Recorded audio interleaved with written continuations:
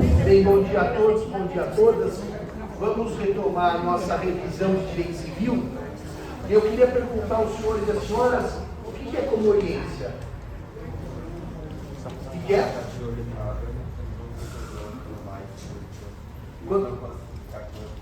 Quando duas ou mais pessoas morrem e não se pode, eu não vou dizer ao mesmo tempo, eu vou explicar por quê. Porque o senhor falou, quando duas pessoas morrem ao mesmo tempo, vou só tirar essa parte. Quando duas pessoas ou mais morrem e não se pode identificar quem morreu primeiro.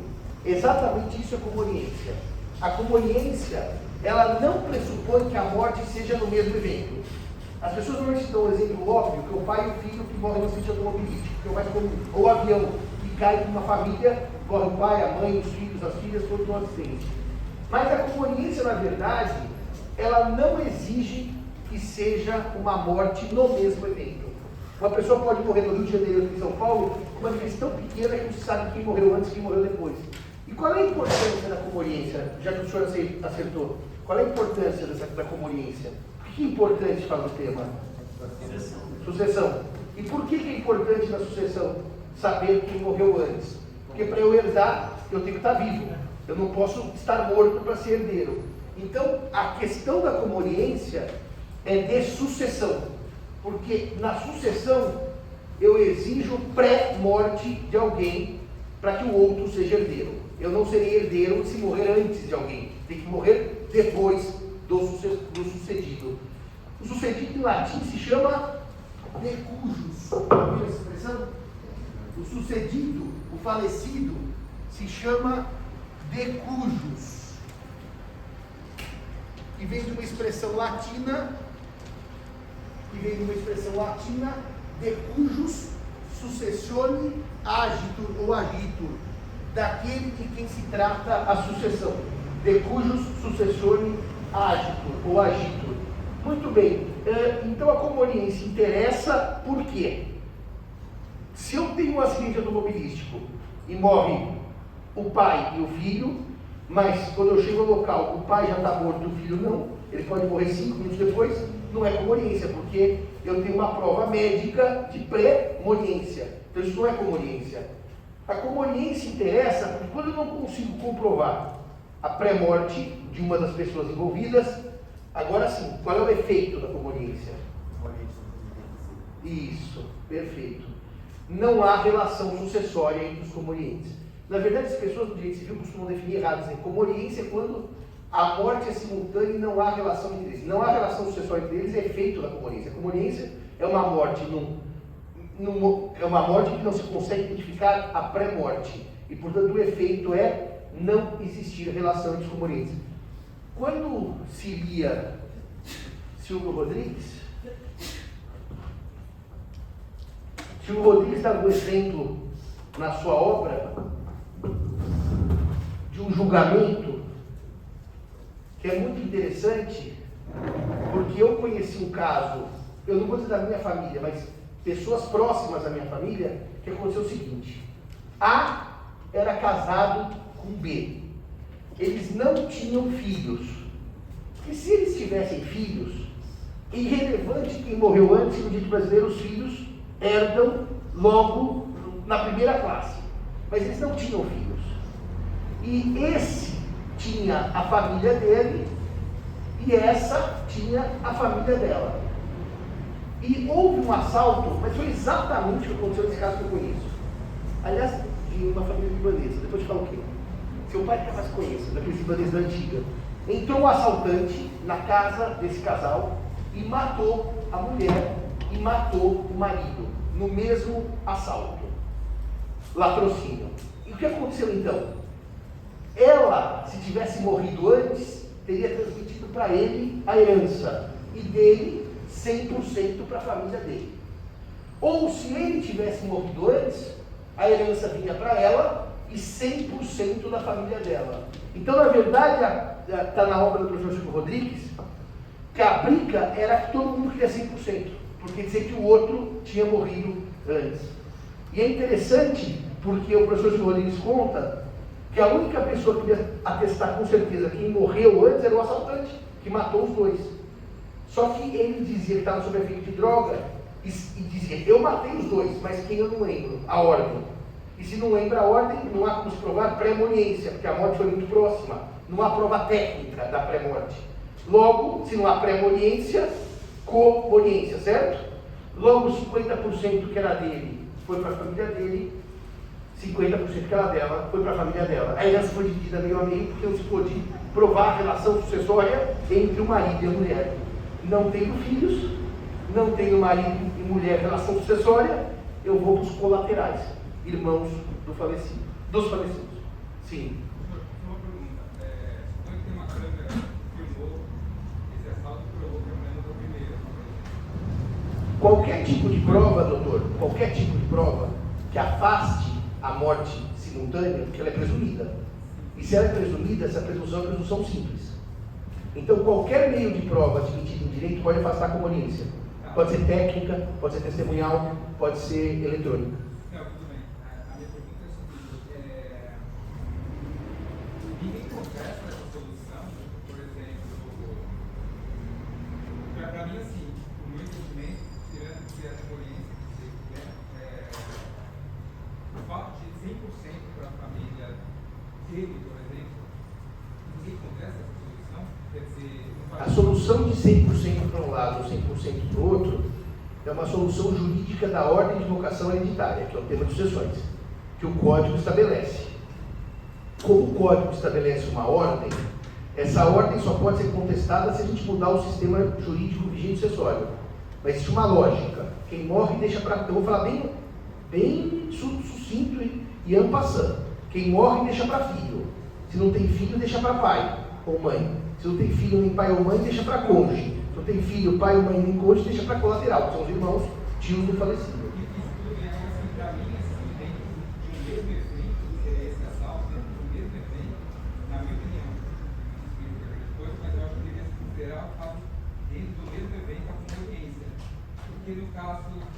Mas por que considerar conveniência? Tenho provas de que não houve conveniência. Por exemplo, tinha 100 milhões de dólares para o completo tinha 10. Provou-se que ele morreu primeiro desde o mesmo evento. Foi num avião ou ficou tudo para a família dela. Quer dizer, passou toda a herança de 100 anos para a família de um. Deixa eu explicar para o senhor. Existe uma questão que é uma opção do legislador por dar destino à herança. É uma opção. O legislador tinha uma opção em 16, mudou em 2002. A gente pode gostar ou não. Aliás, segunda-feira eu dei aula de escola da magistratura, não é essa ontem, né, que eu dei aula aqui, na passada, e eu disse exatamente sobre as opções do legislador. Quando a gente não gosta do que o legislador faz, a gente muda a lei. Então a gente pode, numa aula de sucessão, discutir se a opção de morrer, passar para a família dela ou dele, é a melhor opção. Tem gente que diz que sim, tem gente que diz que não. Mas eu vou dar um exemplo para o senhor do que ocorre no Brasil hoje. Gostando ou não gostando, está na lei. Se eu me caso por separação total de bens, aquela que eu faço um pacto, um acordo, de que o que é meu, o que é dela é dela. Ou se for um casamento homoafetivo, não importa, 2 mulheres ou 2 homens, a gente faz um acordo pré-nupcial, chama pacto. E eu morro sem descendentes, sem ascendentes, o meu cônjuge herda a totalidade da minha herança, tudo bem. Mas se eu morro, mesmo com filhos, ela ou ele herda junto com os meus filhos. Porque quando não tem filho, até fica mais fácil de entender. Ah, não tem filho, vai tudo para o outro.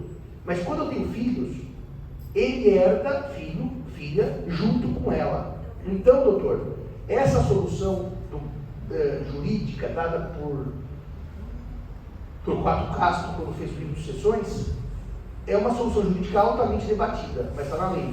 E está na lei, a gente cumpre. Eu já fui muito mais subversivo. Falar a lei, ora a lei, joga a lei fora. Só que tem um problema. Em momentos de instabilidade política, a lei é a última reserva de tranquilidade do cidadão. Está na lei, você tem direito. Então precisa mudar a lei. Mas no Brasil é assim, e vamos dizer assim, não é só no Brasil, vários países são assim. Então, quando a gente não gosta da lei, a gente faz projeto e muda. Eu já tentei várias vezes, mas o Congresso realmente não tem aceitado mexer no sistema sucessório.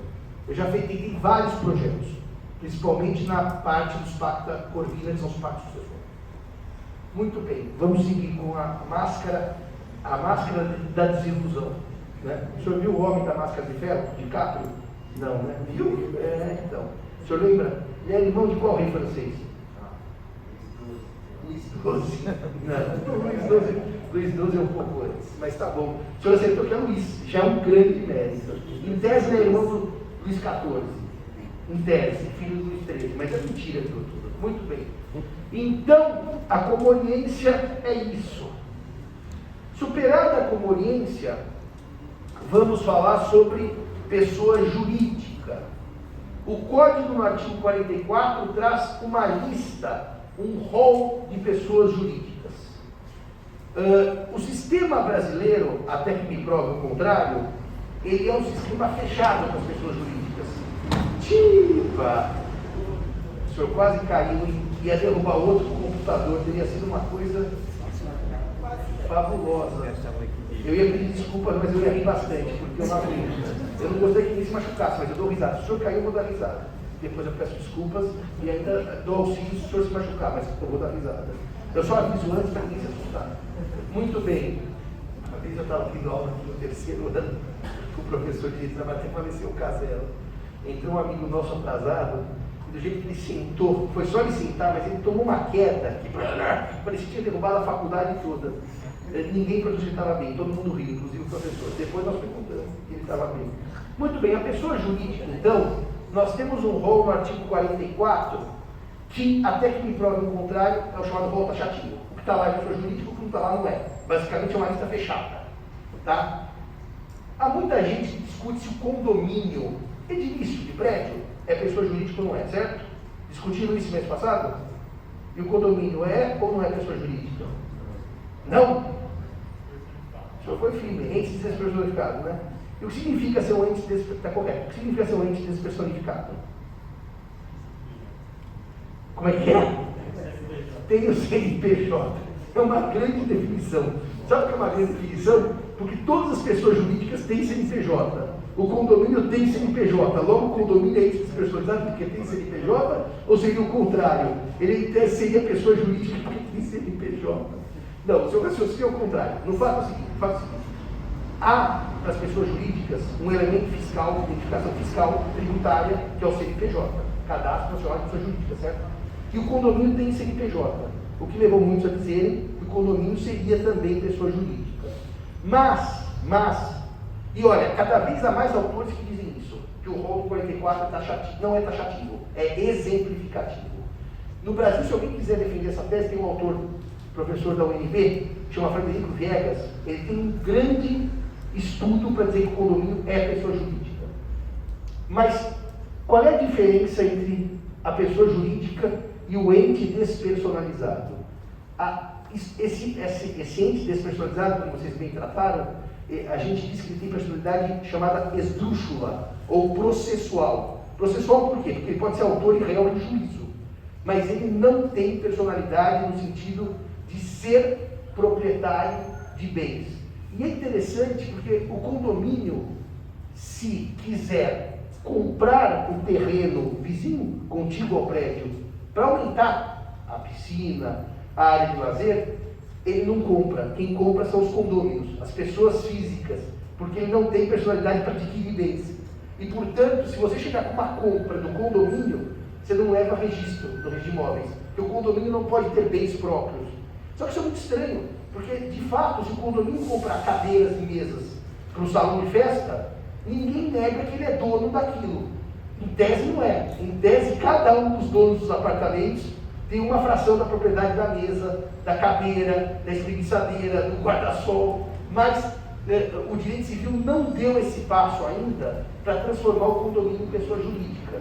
Mas é um fato, né? O condomínio contrata e assina a carteira de trabalho dos empregados, no nome do condomínio. O condomínio contrata uma empresa para manutenção e ele assina um contrato de manutenção de cano, de luz, de limpeza da fachada. O condomínio não é pessoa jurídica por um único problema, porque nós ainda não demos esse passo, mas que ele tem uma cara de pessoa jurídica, tem. Agora, por que eu acho que é melhor não tratar hoje o condomínio como pessoa jurídica? Primeiro que não está na lei. E quando não está na lei, a pessoa jurídica, quando tem previsão legal, ela se enquadra num tipo, fundação, associação, sociedade, e esse tipo é totalmente disciplinado pela lei. Se o condomínio fosse pessoa jurídica, como muitos querem, nós teríamos que tentar enquadrá-lo em alguma das pessoas jurídicas existentes.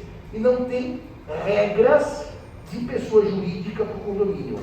O condomínio tem regras como condomínio, como copropriedade. como propriedade de várias pessoas sobre qual parte do condomínio edilício é de todo mundo. A área comum, porque o apartamento que eu moro é meu, do meu vizinho é dele. Então, transformar o condomínio em pessoa jurídica eu acho hoje um problema por falta de legislação específica. Por exemplo, as pessoas jurídicas podem ter um processo chamado de insolvência. Vocês sabem o que significa? Quando eu devo mais do que eu tenho, ou seja, meu patrimônio líquido é negativo, eu vou à falência. Falência é o nome popular da insolvência. Se o condomínio, por exemplo, hoje, tiver mais dívidas do que bens, não existe um processo de falência ou insolvência, porque ele não é pessoa autônoma, eu cobro dos proprietários. Então, o condomínio ainda não é pessoa jurídica, e eu concordo com isso, porque falta esse pulo, falta que a lei o eleja como tal, e depois as consequências de ser pessoa jurídica. Então, para mim, o condomínio é uma reunião de propriedades, por isso que é condomínio, domínio e propriedade com conjunto, sobre as áreas comuns. Muito bem, dito isto... Só para todo mundo ficar sabendo, tem um projeto de lei hoje, já aprovado no Senado e em tramitação na Câmara, o PL 3461 de 2019, que propõe exatamente uma alteração no Código Civil para trazer no rol do 44 o condomínio. Mas esse projeto de 2019 que vai trazer para o rol do 44 condomínio, ele altera outros artigos do Código Civil? Altera outros artigos do Código Civil. Porque o problema é o seguinte, uma coisa é dizer no 44, condomínio, estava citado como pessoa jurídica. Outra coisa é dar os efeitos de ser pessoa jurídica. São coisas distintas. Então, dizer que é pessoa jurídica é fácil. Agora, dar os efeitos de ser pessoa jurídica é mais difícil. E altera a Lei 6.015, que é a Lei de Registro Público, que é fundamental também, porque ultimamente o legislador tem tratado de direitos reais, esquecido que os direitos reais precisam de registro. E aí, na hora de você constituir o direito real, você vai no cartório de registro, o cartório de registro fala, não posso, não está no rol, que é o outro rol, que é o rol de títulos registráveis e você não consegue registrar. Deixa eu falar isso para eles de uma maneira mais simples, que estão no primeiro ano. Os senhores sabem que existe uma lei própria que cuida de registros, chamada Lei dos Registros Públicos. É a Lei 6.015 de 73. Portanto, na vigência do Código de 16, veio essa lei especial, que está em vigor até agora. O Código atual não revogou. E essa lei cuida da matéria registral, ou seja, da parte da propriedade também, eu vou falar do tema que eu estou tratando, tem outros assuntos, em cartório. E evidentemente o que o Marcelo está dizendo é que para mudar direitos reais sobre imóveis tem que mexer nos direitos registrais, no cartório. E hoje o legislador muda o Código Civil e não mexe na lei especial. Fica uma defasagem entre o direito material e o direito registral. Então é isso que o Marcelo está dizendo. Deixa eu dizer uma coisa para vocês sobre as pessoas jurídicas. O Código Civil traz um rol de pessoas jurídicas que foi ampliado. Porque quando eu estudava pessoas jurídicas eram 3: fundações, associações e sociedades. Hoje ele fala em organizações religiosas, partidos políticos, na chamada EIRELI ou EIRELI, que é a empresa individual de responsabilidade limitada, e o que mais que tem agora no 44? Quem está 44 aí? Bom, 44 cresceu muito, mas se vocês olharem, o que o Código cuida é fundação, associação e sociedades. O Código não tem um capítulo dos partidos políticos, das organizações religiosas. Eles estão lá. A EIRELI está no Código Civil?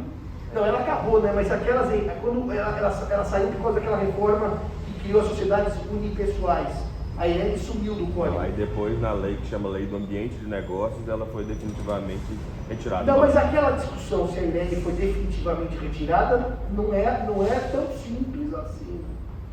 Não, mas ela saiu do Código Civil. Ela saiu do Código Civil, mas dizem que a EIRELI a ideia é proibir as novas EIRELIs para que a gente tenha um título chamado Sociedade Unipessoal, e não mais as EIRELIs. Mas qual o debate que nós tínhamos? Você precisava obrigatoriamente transformar Isso. a EIRELI. Se precisava transformar a EIRELI. E eu lembro que nós tivemos um debate grande no nosso grupo de civilistas exatamente sobre o tema da obrigação de transformação, porque essa lei da ambiente econômico teria esvaziado as EIRELIs, e o debate é grande. Bom, mas a EIRELI não está mais, vai ser a sociedade unipessoal. Bom, isso é um tema de direito comercial, que é um termo de menor importância, que direito comercial é de menor importância, se viu o que interessa. Mas, de qualquer maneira, partidos políticos e organizações religiosas são associações, com finalidades políticas e religiosas.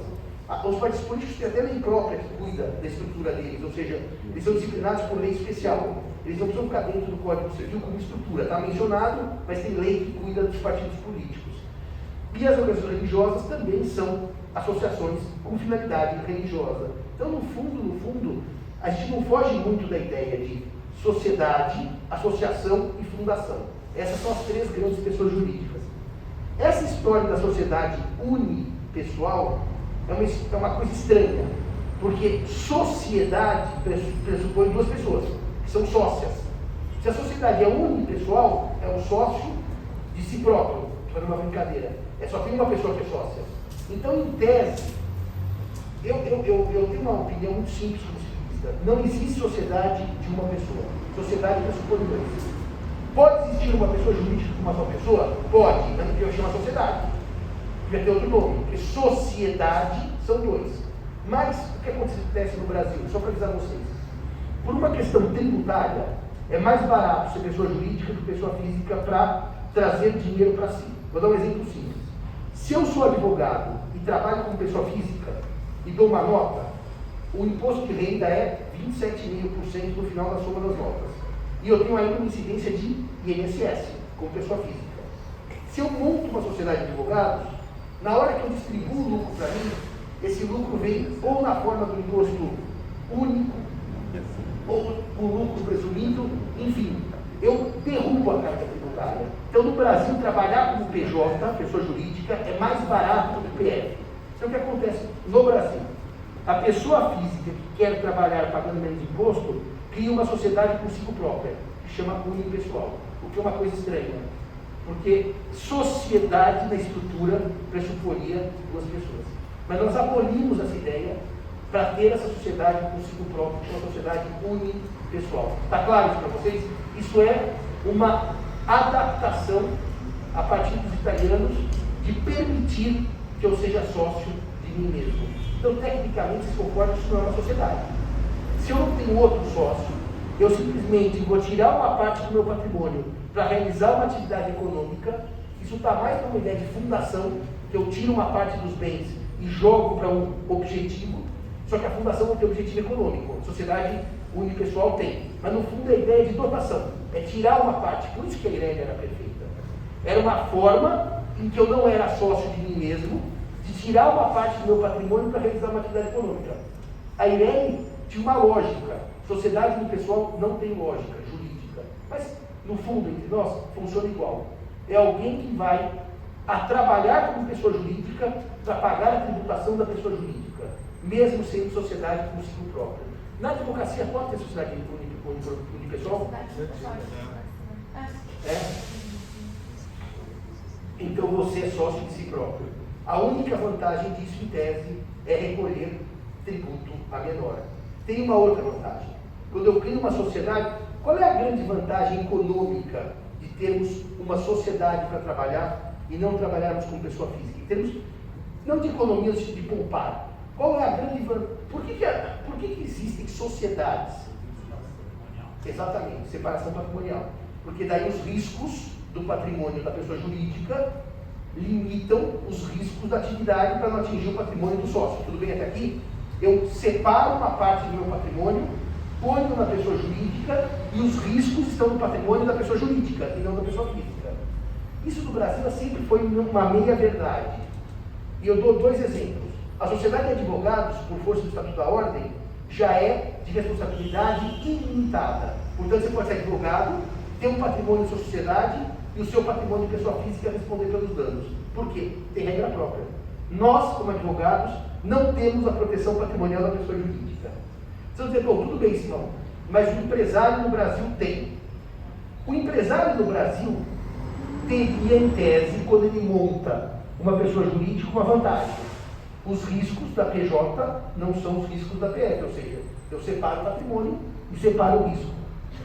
Só que no Brasil, por conta de uma orientação que é muito criticada, que é muito combatida, mas que ainda é muito presente, a Justiça do Trabalho costuma ignorar essa repartição patrimonial e atinge bens dos sócios para responderem por dívidas trabalhistas da pessoa jurídica.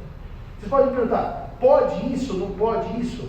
Em tese não pode. A desconsideração exigiria elementos, que eu já vou falar exatamente que é o próximo tema. Mas elementos legais, que está na lei para desconsiderar. Mas existe uma leitura histórica da justiça do trabalho, e para não prejudicar o empregado, essa realidade de separação patrimonial, ela é quase fictícia, quase como se não existisse. Tá bom, Simão, mas no passar dos anos, muitas leis tentaram refrear essa ideia de confusão entre empregador e empresa. Sim, mas mesmo assim, mesmo com todas as reações, ainda na justiça do trabalho acaba havendo um clima de mistura patrimonial, não é o que a lei quer, mas em prol do empregado. Tanto que, se vocês lerem, vocês já estudaram em 2022 a desconsideração, com a reforma que o artigo sofreu em 2019, com a lei da liberdade econômica, o que é a desconsideração da personalidade jurídica?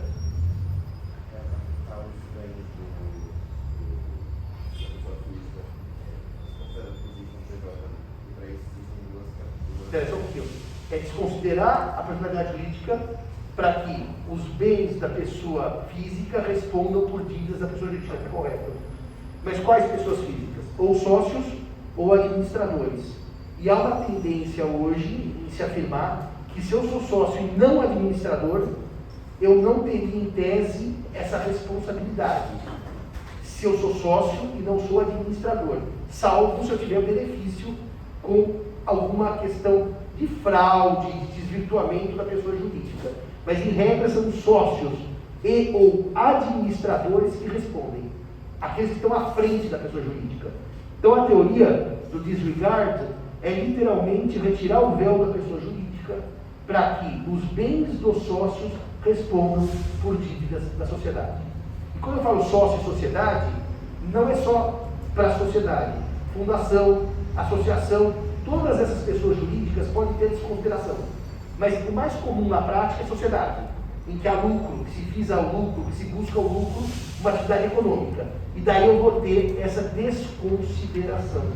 Mas o problema, ou a questão que se coloca, é que o artigo 50 tem regras para desconsiderar. Vocês concordam comigo? Se a desconsideração da personalidade jurídica fosse regra, não faria sentido ter pessoa jurídica se eu qualquer coisa desconsidero? Então, para que eu vou fazer uma separação patrimonial? E o artigo 50, ele foi reformado pela Lei da Liberdade Econômica para dar requisitos mais rígidos para desconsiderar. O juiz teria que seguir uma cartilha que está no artigo 50, certo? Deixa eu ler o artigo 50, aproveitando que o senhor está com o código em papel. Que saudade do código em papel. O artigo 50, que trata da desconsideração, ele vai falar que a desconsideração ocorre no Brasil em caso de abuso de personalidade. E ele vai explicar o que é o abuso. O próprio artigo diz, é um caso de abuso, e eu vou explicar. E ele fala pela confusão patrimonial ou desvio de finalidade. Confusão patrimonial é clássica quando o sócio e a sociedade misturam dívidas e créditos. Sabe aquela pessoa que é uma pessoa jurídica, que sequer tem conta dela, da própria pessoa jurídica, recebe da pessoa física as contas, paga e mistura as suas contas com as contas da pessoa jurídica? Ou seja, isso é confusão patrimonial. Eu não sei o que é meu, eu não sei o que é da empresa, porque sequer eu tenho conta. Ou pessoa que costuma pagar com a conta da empresa todas as contas pessoais. E dá uma grande confusão. Eu não sei o que é dívida minha ou o que é dívida da empresa. Isso é confusão patrimonial. Professor, só uma curiosidade. Recentemente eu fiz armação e era contra um engenheiro. Era contra a empresa de engenharia. Só que o cara falou assim, não, paga na minha PF. É mais fácil você pagar na PF. Aí a gente aproveitou e já pediu a desconsideração. E o TJ São Paulo tem vários casos em que reconhece a desconsideração. Esse é o que a Bruna está narrando, é o caso clássico. A pessoa tem uma conta da pessoa física e tudo recebe na pessoa física, só que depois invoca a pessoa jurídica para não pagar. Para receber, ela quer a pessoa física. Para não pagar, ela é a pessoa jurídica e não tem patrimônio. Então, se você confundiu as duas coisas, a personalidade pode ser afastada por confusão patrimonial.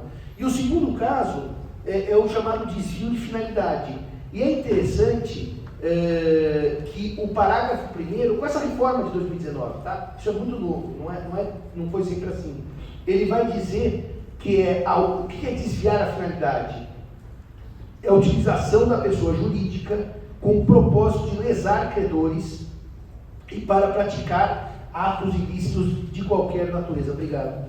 Uma vez, há muito tempo, quando eu comecei a advogar, o meu cliente passou ali na Castelo Branco e viu na beira da rodovia, já próximo ao Alphaville, uma placa: vendem-se unidades. Então era uma obra que iria começar, um prédio comercial, e só tinha lá uma placa, só uma placa. Ele pegou, entrou num lugar que tinha uma placa, deu um cheque e comprou 2 unidades de um lugar que ele não viu nada. Ele quitou 2 unidades. Ele descobriu logo que ele só comprou uma placa. Por quê? Porque o tempo passou, a placa caiu, evidentemente não se construiu nada, porque o terreno nem era de quem estava vendendo as unidades, aquilo era uma grande arapuca, um grande estelionato para enganar incautos. E ele me procurou: vamos cobrar, pegar de volta o valor das unidades. Ele pagou por 2 conjuntos que ele nunca teria. E quando eu puxei na junta comercial para entender como é que era a sociedade, era assim a sociedade. Tinha a sociedade A, que vendeu para ele, que tinha por sócia a sociedade B, que tinha também por sócia a sociedade C, e que a sociedade B era de Pedro casado com Maria, e a sociedade C era de Pedro casado com Maria. E quando a gente puxava o patrimônio da sociedade A, era 0, pura fraude. Da sociedade B, era 0, pura fraude. Da sociedade C, era 0. Eles montaram uma pirâmide de sociedades para fraudar e pegar dinheiro dos incautos. Entenderam isso?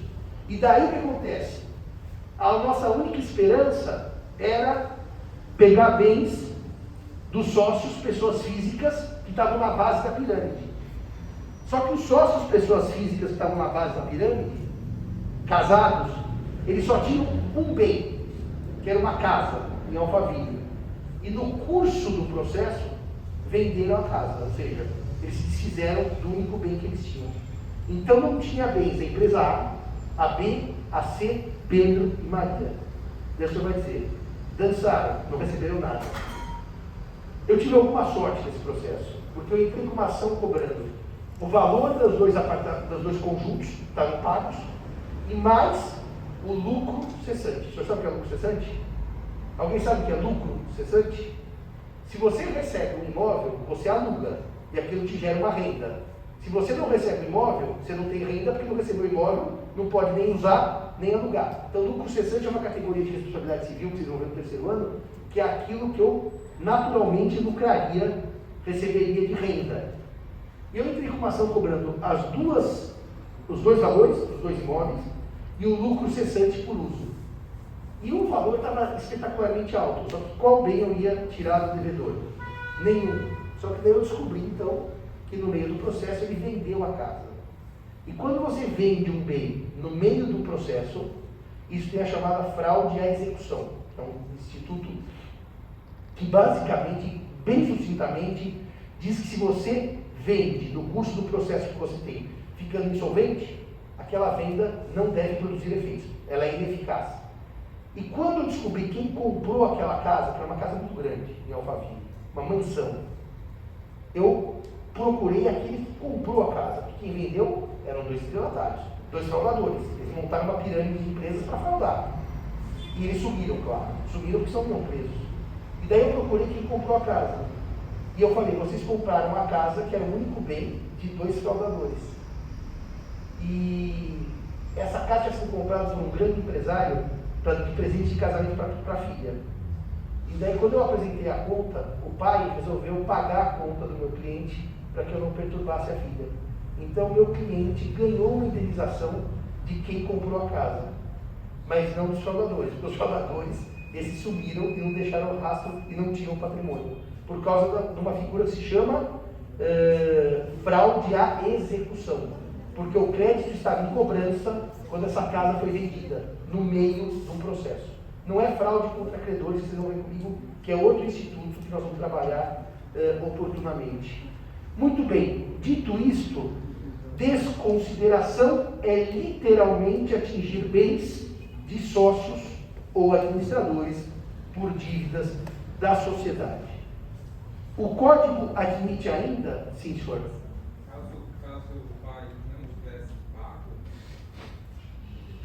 Eu ia tomar a casa Você ia tomar a casa. da filha, sim. Ela ia estar voltada à lua de mel e ia estar morando em outro lugar, que não lá.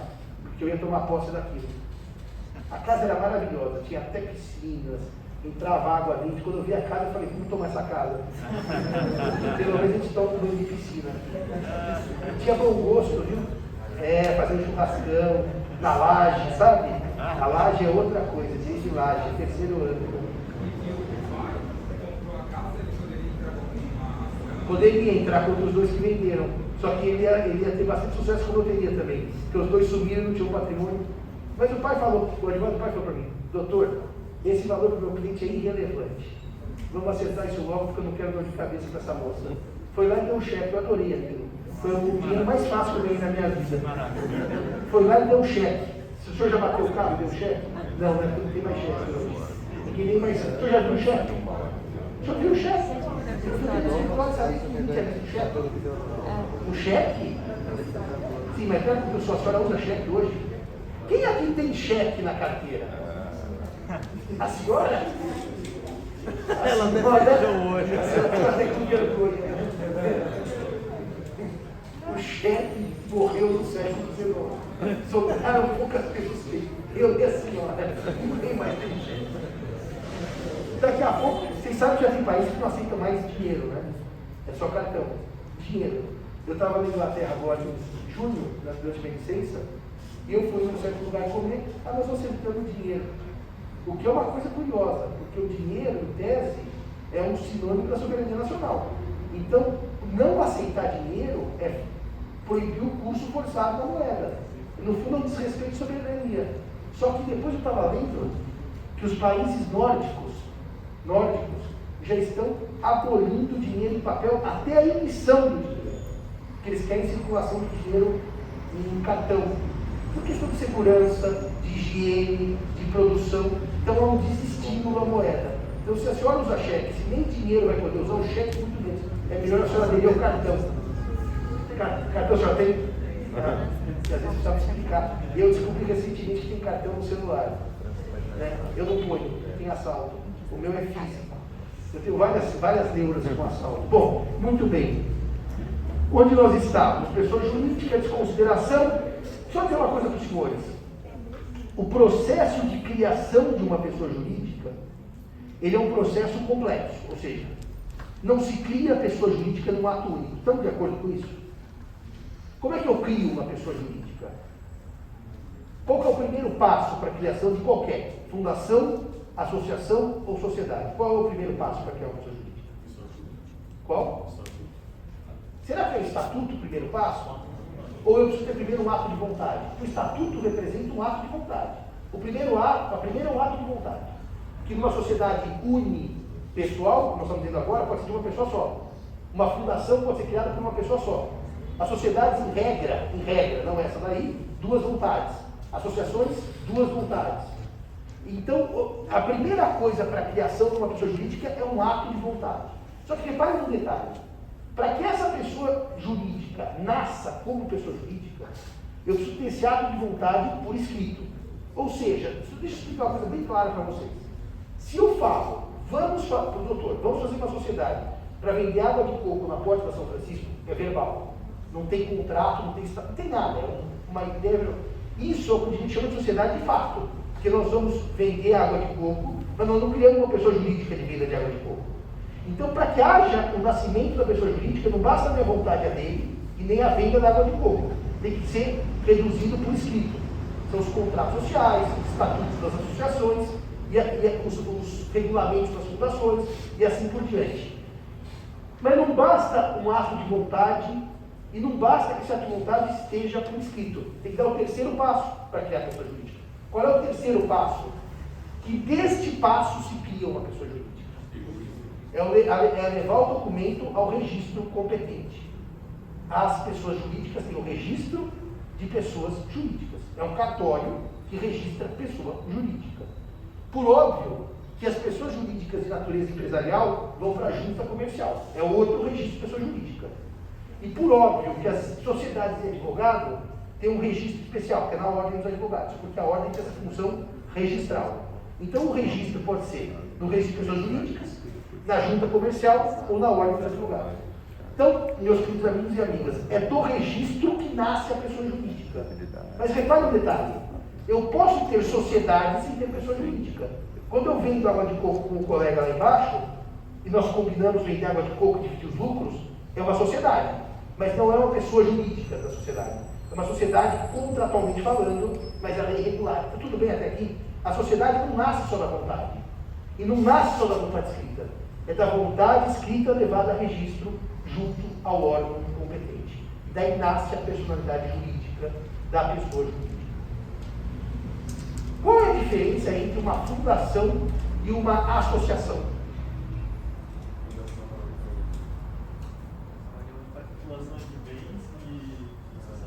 Exatamente isso. A fundação é uma reunião de bens. A fundação, no fundo, é uma pessoa jurídica estranha, porque eu separo o patrimônio para atingir um certo fim. Não é uma reunião de pessoas. Tanto que eu posso criar uma fundação sozinho, eu não preciso de ninguém. Eu digo, pego o meu patrimônio hoje e ponho 50% numa fundação para amparo a crianças carentes. Acabou. Eu não preciso de ninguém querer estar comigo na fundação. Associação não, certo? É uma reunião de pessoas.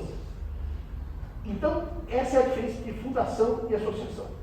E se uma fundação, se uma associação é uma reunião de pessoas e a sociedade também é uma reunião de pessoas, associação e sociedade são reuniões de pessoas. Sempre tirando a sociedade de pessoal que eu falei agora há pouco, como ideia. Qual é a diferença entre uma associação e uma sociedade? Isso. Que a associação não desenvolve atividade econômica. Tanto que seus estatutos são registrados no registro de pessoa jurídica, um clube esportivo, associação dos advogados, associação que tenha por fim estudo de história. Isso é uma reunião de pessoas que não desenvolve uma atividade econômica. E a pessoa jurídica, chamada sociedade, visa o lucro. Agora, é muito interessante dizer uma coisa para os senhores.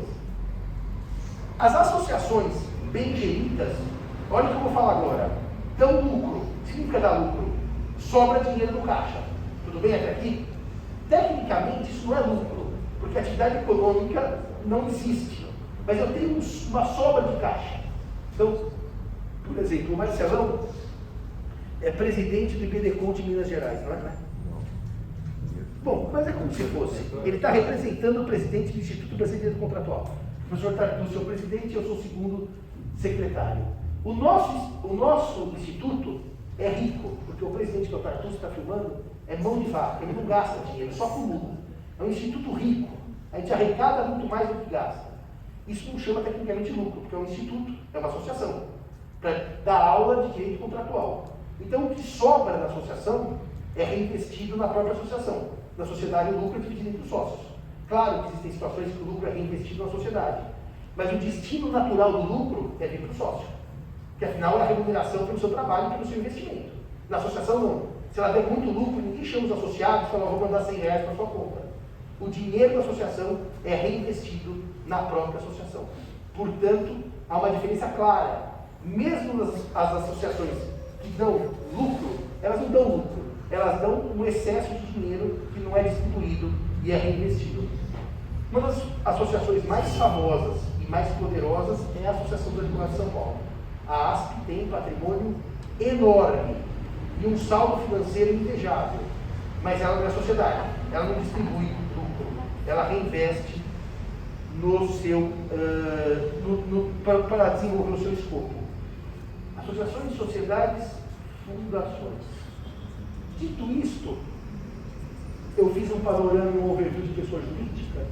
Podemos fazer agora um overview final, para na semana que vem começarmos o fato jurídico, sobre os bens. Professor, Oi. só antes, posso fazer só um comentário? Faça enquanto eu tomo água.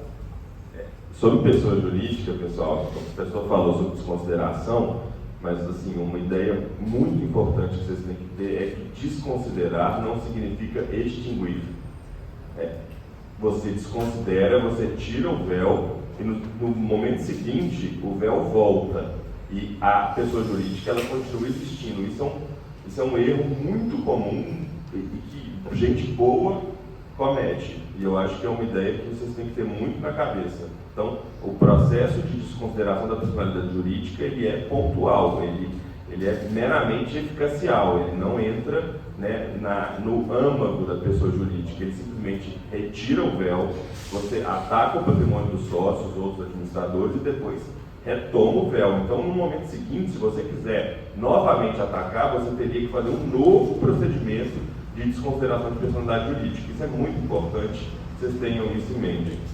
E outra coisa também, viu, gente?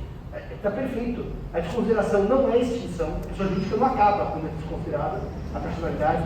E outra coisa que o Marcelo disse muito importante é que desconsideração também não implica necessariamente que a empresa esteja, por exemplo, falida. Não é assim, só vai ter desconsideração se a empresa estiver sem patrimônio nenhum, está quebrada, vamos ver os sócios. Não há essa relação. Tecnicamente, a desconsideração é uma suspensão momentânea de eficácia. Momentânea. Porque a hora que eu desconsidero e atinjo aquele desiderato, a pessoa jurídica retoma a sua vida normalmente, inclusive porque para terceiros que não precisam de desconsideração, a pessoa jurídica segue exatamente como estava no dia anterior. Portanto, não há nenhuma, chamaríamos assim, nenhum efeito perante terceiros. Se Maria pede a desconsideração e atinge os bens do sócio, José que não pediu, não tem nada que mude para José, continua a sociedade exatamente igual. Portanto, é uma desconsideração eficacial relativa, só para quem pede, não é legal, não é para todo mundo desconsiderou, é só para quem pede. Aliás, antes de eu falar dos bens, eu ia falar um assunto que eu pulei e vou voltar rapidamente. O Código admite a chamada desconsideração da personalidade jurídica inversa. Ouviram falar disso mês passado? O que é a inversa? Quando ao invés de você excluir o seu patrimônio pessoal na régua, você pega o patrimônio da pessoa jurídica e faz o contrário. Você exclui o seu patrimônio pessoal na pessoa jurídica. Você pega o seu patrimônio pessoal, coloca na pessoa jurídica, e daí você, pessoa física, não paga as suas dívidas e não tem o bens. Mas a pessoa jurídica tem. É exatamente o caso que o uso é mais usual, é mais corriqueiro no direito de família. O empresário não paga alimentos para o filho. O filho entra com uma ação de alimentos, certo? Vai buscar bens do devedor, que é o pai. O que o pai tem? Nada. Ele tem participação, que são ações ou cotas, de uma pessoa jurídica. Só que essa pessoa jurídica tem a casa que ele mora, o carro que ele usa, o helicóptero que ele voa, paga as contas do cartão de crédito dele. Ele é um ser, devedor, tecnicamente pobre, que ele não tem nada, mas ele vive uma vida de luxo paga pela pessoa jurídica. É muito comum essas estruturas societárias para que eu, na pessoa física, não tenha patrimônio e viva a partir dos bens da pessoa jurídica. Então daí é chamada de desconsideração inversa, quer dizer o quê? Eu vou pegar bens da pessoa jurídica para pagar dívidas da pessoa física. É o contrário, porque ela é inversa. E essa desconsideração inversa, ela é muito interessante, mas ela gera alguns problemas. Vou lhes dar um exemplo. Imaginemos que eu e a Bruna sejamos sócios de uma sociedade muito lucrativa. Imaginemos que nossa sociedade tem um patrimônio bastante alto e que eu vivo do cartão corporativo, do carro da empresa, na casa da empresa, com o avião da empresa. No meu nome não tem nada, só a participação societária. Imaginemos que eu não pago pensão para o meu filho e meu filho entra com uma ação e diz assim: quero a desconsideração inversa para que os bens da empresa respondam pela dívida do meu pai de alimentos. E o juiz diz assim: sim, senhor, o senhor tem razão.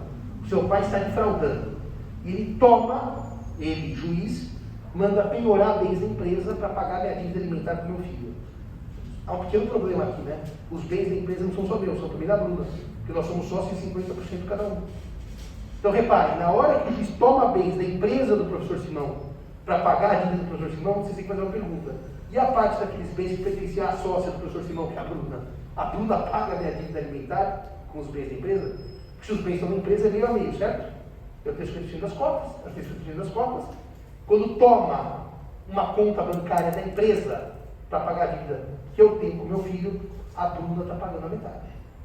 Perceberam qual é o problema prático da desconsideração inversa? E a Bruna não deve pensão alimentícia para o meu filho. Estão entendendo qual é o problema prático disso? Por isso que a desconsideração inversa, ela tem que ser muito bem pensada. Senão, ao invés de perversa, de inversa, ela é perversa, porque atinge terceiros que ela é culpado. É que normalmente, eu tive um caso muito interessante, a gente quando é estagiário só faz coisas assim, amalucadas.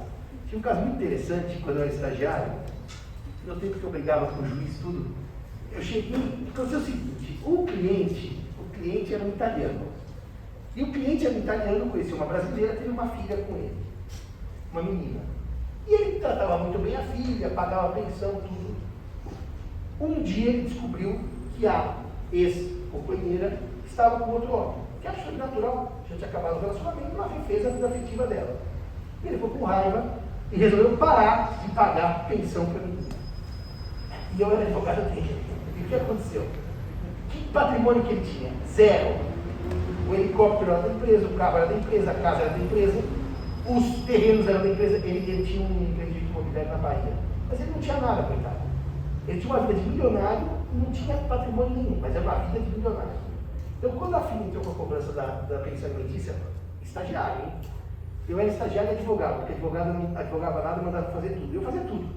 Eu fui lá e fiz uma pensão linda. A gente só mandava para ela assinar. Ela só assinava. Naquele tempo não tinha assinatura eletrônica, fazer copy-paste, nem para usar número. E ela só assinava. Então nós criamos uma tese de que era um pobre coitado. Eu e minha sócia da época, que era esposa do estagiário, que não tinha patrimônio, e que ele era um pobre coitado, que não tinha como pagar, e que não havia desconsideração inversa naquele tempo. E nós fomos para o julgamento do agravo no tribunal. Só que nós tivemos um azar, um pequeno azar. A nossa história dizia que ele era pobre, que ele era um coitado, que ele era humilde, que ele não tinha patrimônio. Até que estava bonita a história. Só que nós não sabíamos que naquela semana a revista Caras ia publicar uma matéria de capa com ele, que chamava-se assim, um dos empresários mais bem-sucedidos do Brasil lança empreendimento imobiliário da Bahia. Nós não sabíamos. Então nós fomos assistir ao julgamento do agravo com a história de que era pobre, coitado, que não tinha lei. Foi lindo isso. E tinha um desembargador daqui de São Paulo, que depois virou ministro do STF, que ele tinha por hábito, quando ele queria esculhambar o advogado, ele perguntava assim: o advogado está presente à sessão? Para esculhambar. Se ele não fosse esculhambar, ele não perguntava. E daí eu levantei a mão, o advogado, quinto ano, estagiário. Daí ele falou assim: doutor, o que o senhor está fazendo é um escárnio com o poder judiciário.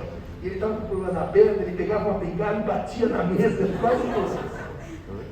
O senhor sabe ler? Olha o que está escrito na capa da revista. É o seu cliente? É ou não é o seu cliente? Nossa senhora. Bom, perdi. Não tinha muito o que fazer. Só na hora que o bicho... Não, daí eu cheguei no escritório e eu falei para a advogada: ô Eliana, o homem saiu na capa da Caras como uma das fortunas do Brasil, nós vamos defender que era um pobre coitado. Agora paga logo e não enche o saco. Mas uma outra vez, só para encerrar, esse mesmo, eu sempre advoguei como estagiário, que é advogado, não é advogado, e eu fui ao TJ para uma apelação, era outro caso. E sabe o que era o tema da apelação?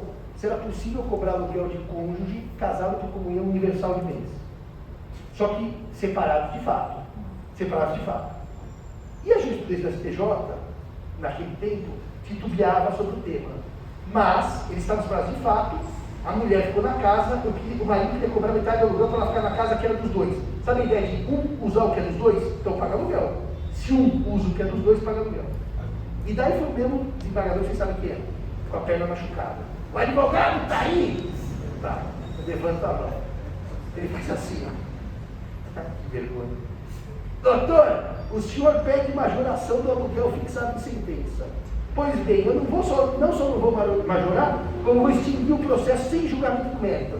Desde quando o casado em comunhão universal cobra aluguel? Extinto! Jogou assim o processo. Meu cliente tinha 10 antes da minha apelação, foi para 0. Ele só perdeu tudo que ele tinha ganho graças à minha apelação. Eu fiquei tão nervoso que a parte contrária estava assistindo e se regozijou, né? Da cara de idiota. Porque meu cliente tinha 10 e com a minha apelação para aumentar ficou com 0. Basicamente foi isso. Ele tinha 10 na sentença e ficou com 0. Eu dei um grande lucro ao meu cliente. Bom, eu saí, eu falei para a Patrícia: isso aqui nós vamos virar. Isso aqui nós vamos virar, nem que seja uma questão de honra. Daí peguei a jurisprudência do STJ, fim da separação do regime de bens, com a separação de fato, peguei a prova, peguei tudo, fiz embargo de declaração de 100 páginas, juntei os autos. Eu juntei mais de 80 códigos do STJ e juntei nos autos. Marcado o julgamento, semana que vem vou eu de novo assistir o julgamento. O advogado está aí! Eu levanto a mão. É o seguinte, doutora, é o seguinte, está tudo errado isso aqui, está tudo errado. Mas eu vou dizer uma coisa, eu vou acolher o seu pedido. Ai, graças a Deus. Julgou, reverteu a extinção do processo de domínio e concedeu os aluguéis que eu estava pedindo, porque havia um erro técnico. Mas entre eu conseguir provar o erro técnico, até o meu cliente que tinha 10 e ficou com 0 graças à minha apelação, vocês imaginam a alegria do meu cliente que tinha perdido tudo. Demorou um mês para reverter a decisão. Está tudo errado, mas eu vou reverter. Ele reverteu, o cliente ganhou. Mas isso não tem nada a ver com o caso, doutor. Vamos seguir.